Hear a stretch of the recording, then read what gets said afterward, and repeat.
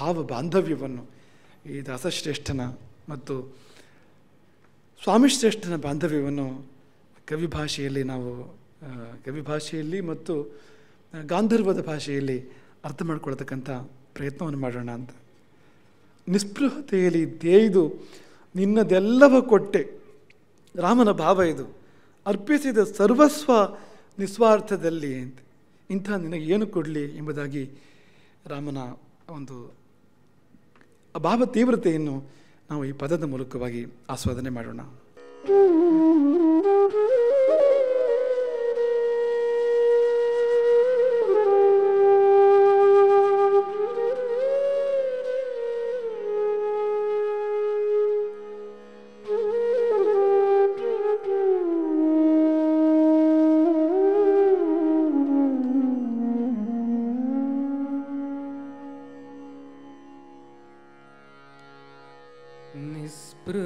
ನಿಸ್ಪೃಹತೆಯಲಿ ತೇದು ನಿನ್ನದೆಲ್ಲವ ಕೊಟ್ಟೆ, ನಿಸ್ಪೃಹತೆಯಲಿ ತೇದು ನಿನ್ನದೆಲ್ಲವ ಕೊಟ್ಟೆ, ಅರ್ಪಿಸಿದೆ ಸರ್ವಸ್ವ ನಿಸ್ವಾರ್ಥದಲ್ಲಿ, ಅರ್ಪಿಸಿದೆ ಸರ್ವಸ್ವ ನಿಸ್ವಾರ್ಥದಲ್ಲಿ, ಒಡಲೊಳಿತು ಕಡೆಗಣಿಸಿ ಕಡಲ ಹಾಯ್ದೆಯೋ ಹನುಮ, ಒಡಲೊಳಿತು ಕಡೆಗಣಿಸಿ ಕಡಲ ಹಾಯ್ದೆಯೋ ಹನುಮ, ಜನುಮವನು ಕರಗಿಸಿದೆ ಸೇವೆಯಲ್ಲಿ, ಜನುಮವನು ಕರಗಿಸಿದೆ ಸೇವೆಯಲ್ಲಿ, ನಿಸ್ಪೃಹತೆಯಲ್ಲಿ ತೇದು ನಿನ್ನದೆಲ್ಲವ ಕೊಟ್ಟೆ.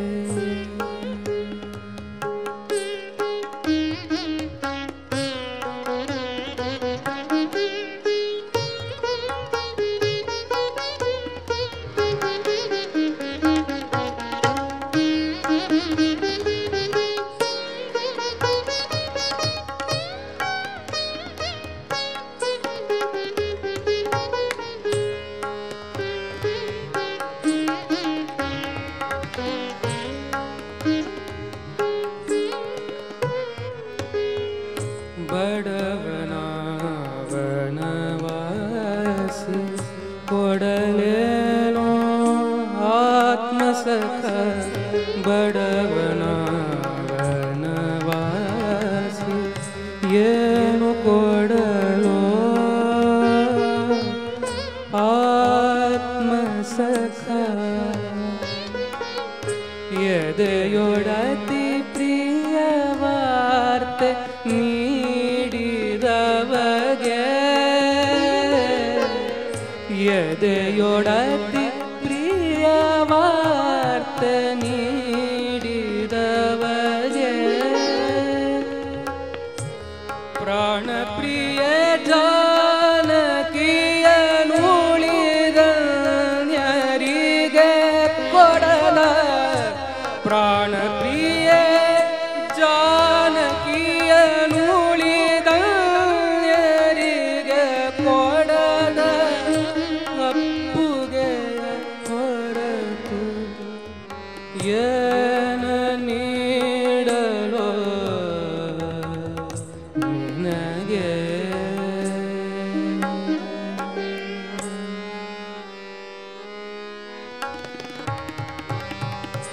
ಪ್ರಾಣ ಪ್ರಿಯ ಜಾನಕಿಯನುಳಿದನ್ಯರಿಗೆ ಕೊಡದ ಅಪ್ಪುಗೆ ಹೊರತೇನು ನೀಡಲು ನಿನಗೆ,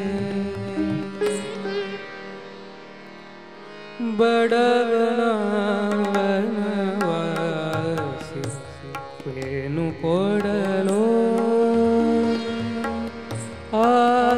ಸಖಾ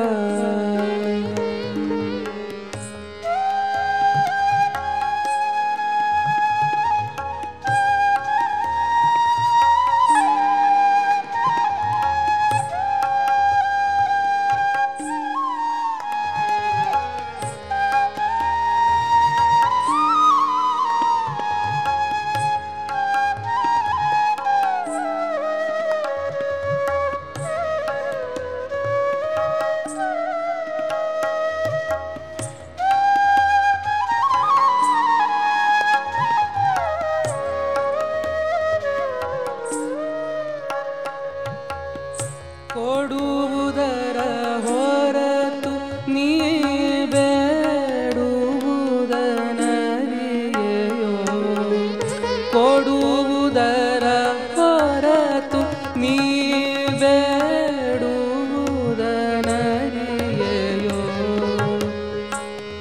ಅರ್ಪಿಸುವೆ ಸೇವೆಯನು ಪೂಜೆಯಂತೆ ಅರ್ಪಿಸುವೆ ಸೇವೆಯನು ಪೂಜೆಯಂತೆ ಭಕ್ತ ಭಗವಂತನನು ಸ್ವಾಮಿ ಸೇವಕರನ್ನು ಭಕ್ತ ಭಗವಂತನನು ಸ್ವಾಮಿ ಸೇವಕರನ್ನು ಕೂಡಿಸಿದೆ ಭಕ್ತಿಯಲ್ಲಿ ಅದ್ವೈತದಂತೆ ಕೂಡಿಸಿದೆ ಭಕ್ತಿಯಲ್ಲಿ ಅದ್ವೈತದಂತೆ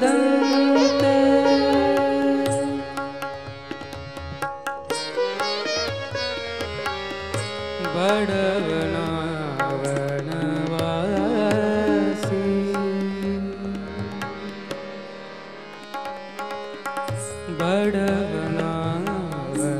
ಬಡವನವನವಾಸಿ ಏನು ಕೊಡಲೋ ಏನು ಕೊಡಲೋ ಏನು ಕೊಡಲೋ ಆತ್ಮಸಖಾ. ಸೀತಾರಾಮರ ಅದ್ವೈತಕ್ಕೆ ಪೀಠಿಕೆ ರಾಮಾಂಜನೇಯರ ಅದ್ವೈತ.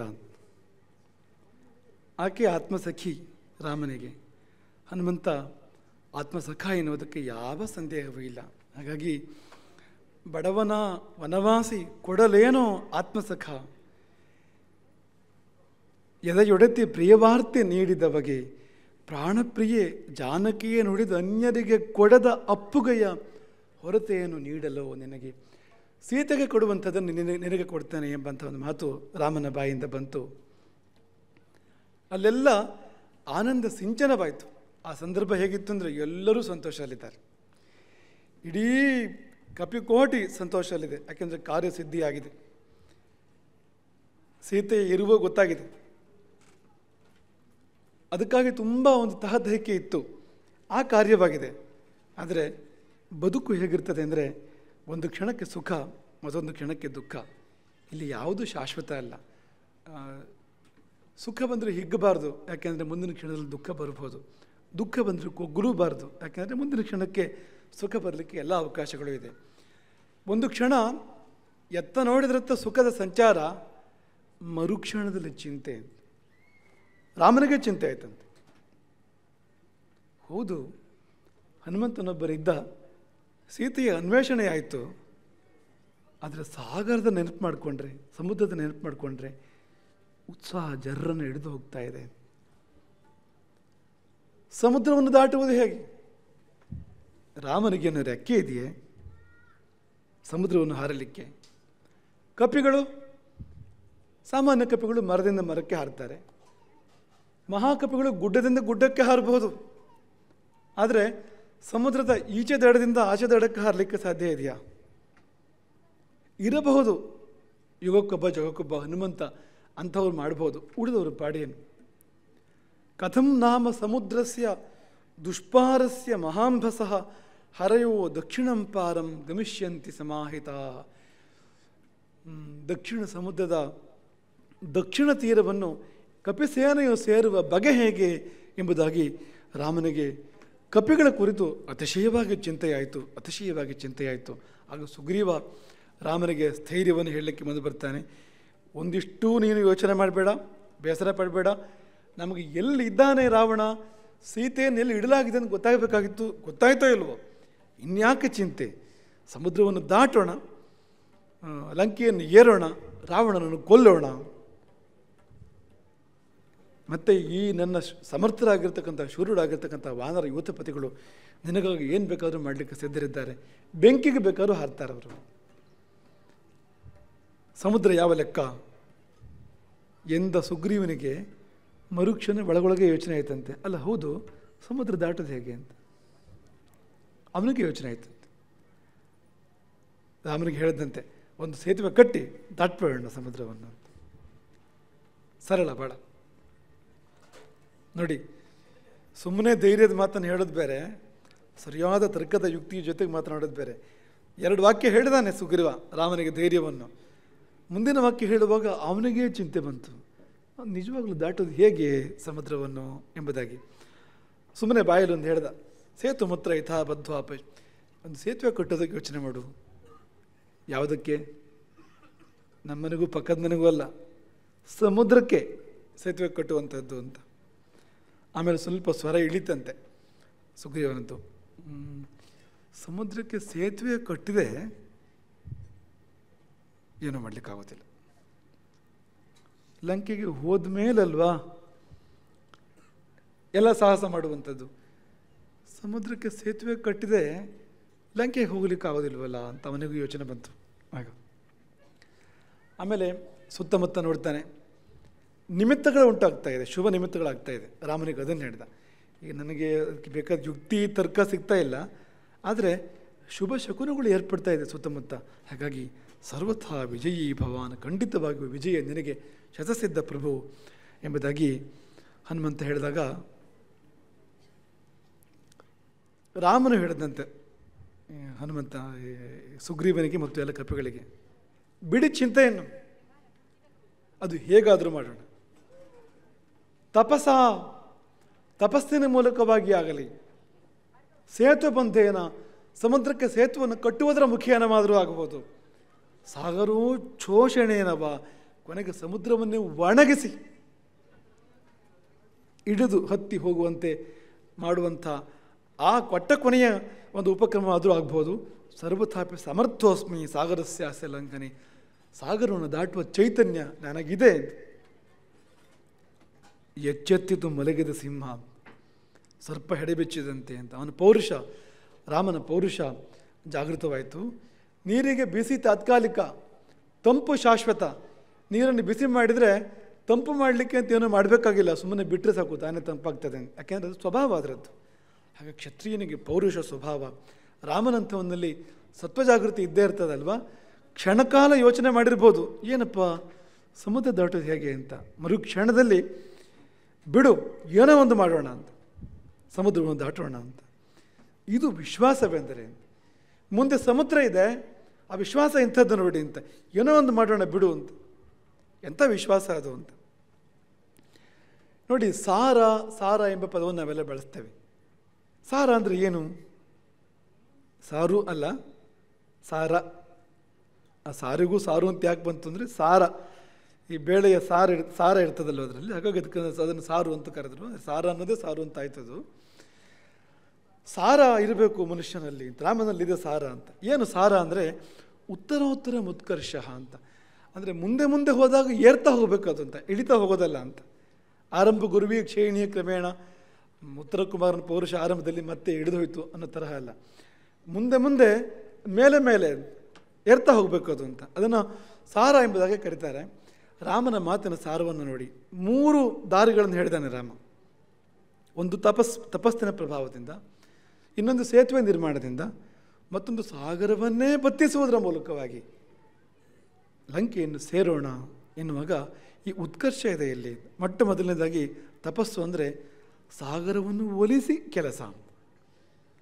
ಉಪಾಸನೆ ಮಾಡಿ, ಧ್ಯಾನ ಮಾಡಿ, ತಪಸ್ಸು ಮಾಡಿ, ಸಮುದ್ರವನ್ನು ಸುಪ್ರಸನ್ನಗೊಳಿಸಿ ಕಾರ್ಯ ಸಾಧನೆ ಮಾಡ್ತಕ್ಕಂಥದ್ದು. ಇದು ಒಂದನೇ ಹೆಜ್ಜೆ. ಅದು ಆಗಲಿಲ್ಲವೋ? ಅವನಿಗೆ ತೊಂದರೆಯಾಗದಂತೆ ಸೇತುವೆ ನಿರ್ಮಾಣ. ಸಮುದ್ರಕ್ಕೆ ತೊಂದರೆ ಆಗಬಾರ್ದು, ನಮ್ಮ ಕೆಲಸ ಆಗಬೇಕು. ಎರಡನೇ ಹೆಜ್ಜೆ ಅದು ಅಂತ. ಹಾಗಾಗಿ ಸಮುದ್ರದ ಮೇಲೆ, ಮೊದಲು ಸಮುದ್ರ ಮೇಲೆ, ನಾವು ಕೆಳಗೆ ಕೈ ಮುಗಿದಿದ್ದು ಸಂದರ್ಭ ಅದು. ಈಗ ಒಂದು ಹೆಜ್ಜೆ ಮುಂದೆ ಹೋಗಿ ಸಮುದ್ರದ ಮೇಲೆ ಸೇತುವೆಯನ್ನು ಕಟ್ಟಿ ಅವನಿಗೆ ತೊಂದರೆಯಾಗದಂತೆ ನಮ್ಮ ಕೆಲಸ ಸಾಧನೆ ಮಾಡುವಂಥದ್ದು ಅಂತ. ಇದಕ್ಕೂ ಸಮುದ್ರ ಅವಕಾಶವನ್ನು ಕೊಡಲೇ ಇಲ್ವೋ? ಮೂರನೇದು ದಂಡ ಪ್ರಯೋಗ ಅಂತ. ಸಾಗರೋಚ್ಛೋಷಣೇನವ, ಸಮುದ್ರವನ್ನು ಬತ್ತಿಸಿ ಆದರೂ ಕೂಡ ಉತ್ಕರ್ಷ ಅದು ಅಂತ. ಮೇಲೆ ಮೇಲೆ ಹೋಗ್ತದೆ. ಮುಂದಿನ ಪ್ರಯೋಗ ಮೇಲೆ ಮೇಲಕ್ಕೆ ಹೋಗುವಂಥದ್ದು ಅಂತ. ಅದನ್ನು ಮುಂದೆ ಕೂಡ ರಾಮ ಹೇಳ್ತಾನೆ. ಕಪಿಗಳು ನಡ್ಕೊಂಡು ಹೋಗಲಿ. ಒಂದು ವೇಳೆ ಸೇತುವೆ ಕಟ್ಟಲಿಕ್ಕೆ ಅಥವಾ ದಾಟಲಿಕ್ಕೆ ಸಮುದ್ರ ಅವಕಾಶ ಮಾಡಿಕೊಡದೇ ಇದ್ದರೆ ಸಮುದ್ರವೇ ಇರೋದಿಲ್ಲ ಅಷ್ಟೇ. ಪದ್ಭ್ಯಾಂಬ್ಯಾಂತು ಪ್ಲವಂಗಮ, ಧೂಳೇಳಲಿ ಸಮುದ್ರವಿರುವಲ್ಲಿ ಅಂತ. ಅದು ರಾಮನ ಒಂದು ಪರಾಕ್ರಮ. ಹಾಗಾಗಿ ಬಿಡು ಆ ವಿಷಯವನ್ನು ಎಂಬುದಾಗಿ ಹೇಳಿ ಹನುಮಂತನ ಕಡೆ ತಿರುಗ್ತಾನೆ. ಹನುಮಂತ, ನೀನು ನೋಡಿದ್ದೀಯಲ್ಲ ಲಂಕೆಯನ್ನು, ಹೇಗಿದೆ ಅದು? ಲಂಕೆಗೆ ಕೋಟೆಗಳೆಷ್ಟು? ಲಂಕೆಗೆ ರಕ್ಷಣೆ ಏನು? ರಾಮ ಕರ್ತವ್ಯಕ್ಕೆ ಹಿಡಿದಾಯಿತು ಈಗಾಗಲೇ, ಸಮುದ್ರದ ಯೋಚನೆಯನ್ನು ಬಿಟ್ಟು. ಕತಿ ದುರ್ಗಾಣಿ, ಸಹಜವಾದ ದುರ್ಗಗಳು ಎಷ್ಟು, ಕೃತ್ರಿಮ ದುರ್ಗಗಳೆಷ್ಟು ಲಂಕೆಗೆ. ಸೇನೆಯ ಪ್ರಮಾಣ, ಎಷ್ಟು ದೊಡ್ಡ ಸೇನೆ ರಾವಣನದ್ದು, ಎಷ್ಟು ಆನೆಗಳು, ಎಷ್ಟು ಕುದುರೆಗಳು, ಎಷ್ಟು ರಥಗಳು, ಎಷ್ಟು ಪದಾತಿಗಳು, ದ್ವಾರಗಳೆಷ್ಟಿದೆ, ಮತ್ತು ಬೇರೆ ಬೇರೆ ರಕ್ಷಣೆಗಳು ಏನಿದೆ, ರಾಕ್ಷಸರ ಮನೆಗಳು ಎಷ್ಟು, ಯಾವ್ಯಾವು ಎಲ್ಲೆಲ್ಲಿವೆ, ಅವೆಲ್ಲವೂ ಕೂಡ ಎಲ್ಲ ನೋಡಿದವನಲ್ವ ನೀನು? ಸುಖವಾಗಿ ನೋಡಿದವನು ಅಂತ ರಾಮ ಈ ಪದ ಬಳಸಿದ್ದಾನೆ. ಯಥಾ ಸುಖಂ ಯಥಾವಚ್ಚ, ಹೇಗಿದೆಯೋ ಹಾಗೆ ನೋಡಿದೀಯೇ ನೀನು, ಯಥಾವತ್ತಾಗಿ ನೋಡಿದ್ದೀಯೇ ಮತ್ತು ಸುಖವಾಗಿ ನೋಡಿದೀಯೇ. ಅಲ್ಲ, ಏನು ಈ ಶಬ್ದಕ್ಕರ್ಥ? ಬಾಲಕ್ಕೆ ಬೆಂಕಿ ಹತ್ತಿದೆ, ಆಗ ಲಂಕೆ ನೋಡಿದ್ದವನು, ಅವನು ಮೆರವಣಿಗೆ ಮಾಡಿಸ್ತಾರೆ. ಹನುಮಂತನ ಬಾಲಕ್ಕೆ ಬೆಂಕಿ ಹಚ್ಚಿ ಲಂಕೆಯಲ್ಲಿ ಮೆರವಣಿಗೆ ಮಾಡಿಸಿದಾಗ ಬಾಲದ ಬೆಂಕಿ ಬೆಳಕಲ್ಲಿ ಲಂಕೆಯನ್ನು ನೋಡಿದವನು ಹನುಮಂತ ಅಲ್ವಾ? ಸುಖ ಆಗ್ತದಾಗ ಅಂದರೆ ಹನುಮಂತನಿಗಾಗಿದೆ. ಅಗ್ನಿದೇವನ ಸನ್ನಿಧಿಯಲ್ಲಿ ಸೀತೆ ಪ್ರಾರ್ಥನೆ ಮಾಡಿದ್ದಾಳೆ, ಶೀತೋಭವ ಹನುಮತಃ, ಶೀತೋಭವ ಹನುಮತಃ. ನಾನು ಚಾರಿತ್ರವತಿಯಾಗಿದ್ದರೆ, ಇನ್ನೊಮ್ಮೆ ರಾಮನನ್ನು ಕಾಣುವ ಯೋಗ ನನಗಿದ್ದರೆ, ನೀನು ಲೋಕಕ್ಕೆ ಬೆಂಕಿಯಾಗು, ಆದರೆ ಹನುಮಂತನ ಮಟ್ಟಿಗೆ ಹಿಮವಾಗು ಎಂಬುದಾಗಿ ಸೀತೆ ಅಗ್ನಿಯಲ್ಲಿ ಪ್ರಾರ್ಥನೆ ಮಾಡಿದಾಗ ಅಗ್ನಿಯೂ ತಣಿದಿದೆ. ಹನುಮಂತನಿಗೆ ಆಶ್ಚರ್ಯವಾಗಿದೆ, ಬಾಲದ ತುದಿಯಲ್ಲಿ ಹಿಮದ ಗಡ್ಡೆಯನ್ನು ಇಟ್ಟಿದ್ದಾರೋ ಏನೋ ಎಂಬುದಾಗಿ ತಿರುಗಿ ನೋಡಿದನಂತೆ. ತಂಪಾಗ್ತಾ ಇದೆಯಲ್ಲ, ಯಾಕೆ ಅಂತ ನೋಡಿದರೆ ಬೆಂಕಿ, ಆದರೆ ತಂಪು ಅಂತ. ಹೀಗೆಲ್ಲ ಆಗಿದೆ ಅಲ್ಲಿ. ಹಾಗಾಗಿ ರಾಮ ತನ್ನ ಪತ್ನಿಯ ಮೇಲಿನ ಒಂದು ಅಭಿಮಾನವನ್ನು ಸೇರಿಸ್ಕೊಂಡು ಹೇಳ್ತಾ ಇದ್ದಾನೆ, ಯಥಾ ಸುಖಂ. ಒಂದು ನಸು ನಗು ಬಂದಿರ್ಬೋದು ರಾಮನ ಮುಖದ ಮೇಲೆ ಆ ಸಮಯದಲ್ಲಿ ಅಂತ. ಸುಖವಾಗಿ ನೋಡಿದೆಯಲ್ವಾ ಲಂಕೆಯನ್ನು? ಮತ್ತು ಇದ್ದಕ್ಕಿದ್ದ ಹಾಗೆ ನೋಡಿ ರಾಕ್ಷಸರ ದುರವಸ್ಥೆಯನ್ನು ಮಾಡಿದ್ದು. ಬಾಲಕ್ಕೆ ಬೆಂಕಿ ಹೆಚ್ಚಿ ಮೃತ್ಯುವಿಗೆ ಮೊನ್ನೆ ಮೆರವಣಿಗೆ ಎನ್ನುವ ಹಾಗೆ ಮಾಡಿರತಕ್ಕಂಥದ್ದು. ಆಗಿದ್ದೇನು ಅಂದರೆ ಗುಟ್ಟು ಪೂರ್ತಿ ಹನುಮಂತನಿಗೆ ಗೊತ್ತಾಗಿದೆ, ಎಲ್ಲೆಲ್ಲಿ ಏನೇನಿದೆ ಲಂಕೆಯಲ್ಲಿ ಎಲ್ಲ ನೋಡ್ಕೊಂಡು ಬಂದಿದ್ದಾನೆ ಸರಿಯಾಗಿ ಅಂತ. ಗುಪ್ತಚರ ಕರ್ಮ ಆಗಿದೆ ಅಲ್ಲಿ. ಎಲ್ಲ ಹೇಳು. ಹನುಮಂತನಿಗೆ ರಾಮನ ಆದೇಶ. ಯಾಕೆಂದರೆ ಜ್ಞಾನವೇ ವಿಜಯ ಸಾಧನ. ಮೊದಲು ತಿಳ್ಕೊಳ್ಬೇಕು. ಅರಿಯ ನರಿ ಮೊದಲು, ಅರಿಯ ನರಿ ಮೊದಲು. ಅರಿಯನ್ನು ಅರಿಯುವುದಕ್ಕೆ ಮುನ್ನ, ಅರಿಯ ತಲೆ ಎರಿಯುವುದಕ್ಕೆ ಮುನ್ನ ಅರಿಯನ್ನು ಅರಿಯಬೇಕು, ತಿಳ್ಕೊಳ್ಬೇಕು ಅಂತ. ಆಮೇಲೆ ಮುಂದಿನ ಹೆಜ್ಜೆ. ಇದು ರಾಜನೀತಿ ಅಂತ. ಹಾಗಾಗಿ ಲಂಕೆಯ ಪರಿಚಯವನ್ನು ಕೊಡು ಎಂದಾಗ ಹನುಮಂತ ಲಂಕೆಯ ವಿವರವನ್ನು ತೆರೆದಿಟ್ಟನಂತೆ. ಹನುಮಂತ ಹೇಳ್ತಾನೆ, ಎಲ್ಲ ಹೇಳ್ತಾನೆ. ಕೋಟೆ ಎಷ್ಟು, ಸೈನ್ಯ ಏನು ರಾಮನದ್ದು, ಸಮುದ್ರ ಹೇಗಿದೆ, ಅಲ್ಲಿ ಸಮೃದ್ಧಿ ಏನು ಲಂಕೆ ಇದ್ದು, ಆಮೇಲೆ ಎಷ್ಟೆಷ್ಟು ಆನೆ ಕುದುರೆಗಳಿದ್ದಾವೆ, ವಾಹನಗಳು. ಯಾಕೆಂದರೆ ಸೇನೆಯ ಪ್ರಮಾಣ ಎಷ್ಟು ಮುಖ್ಯವೋ ಯುದ್ಧದಲ್ಲಿ, ಸೇನಾ ಸಂಗ್ರಹ ಎಷ್ಟು ಮುಖ್ಯವೋ, ಸೇನೆಯ ಮೂವ್ಮೆಂಟ್, ಚಲನವಲನ ತುಂಬ ಮುಖ್ಯ ಆಗ್ತದೆ. ಇಲ್ಲಿಂದ ಎಲ್ಲಿಗೆ ಸೇನೆ ತೊಗೊಂಡು ಹೋಗಬೇಕು ಅಂದರೆ ವಾಹನಗಳು ಬೇಕಲ್ವ. ಅದೆಲ್ಲವನ್ನೂ ನಾನು ಬಲ್ಲೆ ಹೇಳ್ತೇನೆ. ಅವೆಲ್ಲವನ್ನು ಕೂಡ ಮೊಟ್ಟ ಮೊದಲನೇದಾಗಿ ಹೃಷ್ಟ ಪ್ರಮುದಿತ ಲಂಕಾ, ಲಂಕೆ ಆನಂದ ತುಂದಿಲವಾಗಿದೆ. ತೃಪ್ತಿ ಮೊದಲ ಬಲ, ಸಂತೋಷ ಮೊದಲ ಬಲ, ಮುಂದಿನ ಬಲಗಳು ಆಮೇಲೆ ಅಂತ. ಅತೃಪ್ತಿ ಇದ್ದರೆ, ಅಸಮಾಧಾನ ಇದ್ದರೆ ಆ ಊರು ಬಾಳೋದು ಕಷ್ಟ, ಆ ರಾಜ್ಯ ನಾಶವಾಗ್ಬೋದು. ಆದರೆ ಯಾವ ಊರು ತೃಪ್ತಿಯಲ್ಲಿದೆ, ಹರ್ಷದಲ್ಲಿದೆ, ನಿರಾಶೆಯಲ್ಲಿಲ್ಲ, ಅದೊಂದು ಒಂದು ಬಲವನ್ನು ಕೊಡ್ತದೆ ಅದು ಅಂತ. ಹಾಗಾಗಿ ಮೊಟ್ಟ ಮೊದಲನೇದಾಗಿ ಹರ್ಷವೇ ಮೊದಲ ಬಲ, ಮತ್ತು ಚತುರಂಗ ಅಂತ ಇದೆ. ಮಹತಿ ರಥ ಸಂಪೂರ್ಣ ರಕ್ಷೋಗಣ ಸಮಾಕುಲ ಮತ್ತು ದ್ವಿಪ ಸಮಾಕುಲ, ಮಧಿಸಿದ ಆನೆಗಳು, ದೊಡ್ಡ ದೊಡ್ಡ ರಥಗಳು, ಪದಾತಿಗಳು, ಕುದುರೆಗಳು, ಚತುರಂಗ ಬಲ ಇದೆ, ದೊಡ್ಡದಾಗಿದೆ ಲಂಕೆಯಲ್ಲಿ. ಹನುಮಂತ ಪರಿಚಯ ಹೇಳ್ತಾನೆ 4 ದ್ವಾರಗಳು ಲಂಕೆಗೆ, ಪೂರ್ವಕ್ಕೊಂದು, ಪಶ್ಚಿಮಕ್ಕೊಂದು, ಉತ್ತರಕ್ಕೊಂದು, ದಕ್ಷಿಣಕ್ಕೊಂದು, 4 ದೊಡ್ಡ ದೊಡ್ಡ ದ್ವಾರಗಳು. ಆ ದ್ವಾರಗಳನ್ನು ಭದ್ರವಾಗಿ ಹಾಕಲಾಗ್ತದೆ. ಅದಕ್ಕೆ ಅದರ ಚಿಲುಕ ಕೂಡ ಎಂಥದ್ದು ಅಂದರೆ ಮಹಾಪರಿಘವಂತಿಚ ಅಂತ. ಅದನ್ನು ಯಾರಾದರೂ ಈ ಅಗುಳಿ ಅಂತ ಹೇಳ್ತಾರಲ್ಲ, ಅಗುಳಿಯನ್ನು ಎತ್ತಲಿಕ್ಕೆ ಎಷ್ಟೋ ಜನ ಬೇಕು ಅಂತ, ಅಂಥ ದ್ವಾರ, ಅಂಥ ಅಗುಳಿ, ಅಂಥ ಕೋಟೆ ಇದೆಲ್ಲ ಇದೆ ಅಲ್ಲಿ. ಅದಕ್ಕಿಂತ ಮುಖ್ಯವಾಗಿ ಆ ದ್ವಾರಗಳಲ್ಲಿ ಇಶೂಫಲ ಯಂತ್ರಗಳಿದ್ದಾವೆ. ಹನುಮಂತನ ಸೂಕ್ಷ್ಮ ದೃಷ್ಟಿಯನ್ನು ನೋಡಿ. ಇಶೂಫಲ ಯಂತ್ರ ಅಂದರೆ ಏನು? ಇಶು ಅಂದರೆ ಬಾಣ, ಉಪಲ ಅಂದರೆ ಕಲ್ಲು.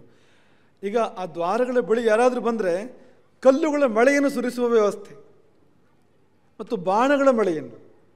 ಶತ್ರು ಸೈನ್ಯವು ಯಾವುದಾದ್ರೂ ದ್ವಾರವನ್ನು ಸಮೀಪಿಸುವಾಗ ಮೇಲಿನಿಂದ ಕಲ್ಲುಗಳ ಮಳೆ ಸುರಿತದೆ ಮತ್ತು ಬಾಣಗಳ ಮಳೆ ಸುರಿತದೆ. ಈ ಯಂತ್ರ ಒಂದು ಇದೆಯಂತೆ, ಯಶೂಫಲ ಯಂತ್ರ ಅಂತ. ಅಂದರೆ ಕಲ್ಲು ಗುಂಡುಗಳನ್ನು ಎಸೆಯತಕ್ಕಂಥ ಯಂತ್ರ ಮತ್ತು ಬಾಣಗಳನ್ನು ಎಸೆಯತಕ್ಕಂಥ ಯಂತ್ರ. ಬಾಣಕ್ಕೂ ಕೂಡ ಯಂತ್ರ ಒಂದಿತ್ತು ಅಂತಾಯಿತು, ಬಿಲ್ ಮಾತ್ರ ಅಲ್ಲ. ಅದೇ ದೊಡ್ಡ ಟೆಕ್ನಾಲಜಿ. ಈಗ ಬಿಲ್ಲಿಗೆ ಬಾಣವನ್ನು ಹೂಡಿ ಪ್ರಯೋಗ ಮಾಡಿ ನಿರ್ದಿಷ್ಟವಾದ ಅಂಗವನ್ನು ಭೇದಿಸುವಂಥದ್ದು ಇದೆಯಲ್ಲ, ಸೂಕ್ಷ್ಮವಾಗಿ ಗಮನಿಸಿದ್ರೆ ಭಾರಿ ಟೆಕ್ನಾಲಜಿ ಅದು, ಬಿಲ್ಲು ಬಾಣ ಎನ್ನುವಂಥದ್ದು. ಆದರೆ ಅಲ್ಲಿಂದ ಮುಂದಕ್ಕೆ ಹೋಗಿ ಮನುಷ್ಯ ಪ್ರಯತ್ನ ವಿಶೇಷವಾಗಿ ಇಲ್ಲದೆ, ಒಂದೊಂದೇ ಧನಸ್ಸು, ಒಂದೊಂದೇ ಬಾಣ, ಇದೆಲ್ಲ ಭಾಳ ಸಮಯ ತಗೊಳ್ಳುವಂಥದ್ದು. ಒಟ್ಟಿಗೆ ಮಳೆ ಬೀಳಬೇಕು ಅಂಥದ್ದೊಂದು ಯಂತ್ರ ಅಲ್ಲಿದೆಯಂತೆ ಲಂಕೆಯ ದ್ವಾರಗಳಲ್ಲಿ. ಹಾಗಾಗಿ ದೊಡ್ಡ ದೊಡ್ಡ ಶಕ್ತಿಶಾಲಿಗಳಾಗಿರ್ತಕ್ಕಂಥ ಇಶೂಫಲ ಯಂತ್ರಗಳು, ಶಿಲೆಗಳ ಬಾಣಗಳ ಮೆಳಗರಿರ್ತಕ್ಕಂಥ ಯಂತ್ರಗಳು ಅಲ್ಲಿ ಇರೋದ್ರಿಂದ ಯಾವ ಸೈನ್ಯ ಬಂದರೂ ಯಂತ್ರಗಳನ್ನು ದಾಟುವುದೇ ದುಸ್ತರ. ಮತ್ತೆ ರಾಕ್ಷಸನ ಎದುರಿಸೋದು ಎಲ್ಲಿಂದ? ಒಳಗೆ ಹೋದ ಮೇಲಿನ ಕಥೆ ಆಮೇಲೆ. ಆದರೆ ಅಲ್ಲಿಯೇ ಹತವಾಗಿ ಹೋಗ್ತವೆ ಸೈನ್ಯಗಳು. ಆ ವ್ಯವಸ್ಥೆ ಇದೆ ಅಲ್ಲಿ ಅಂತ.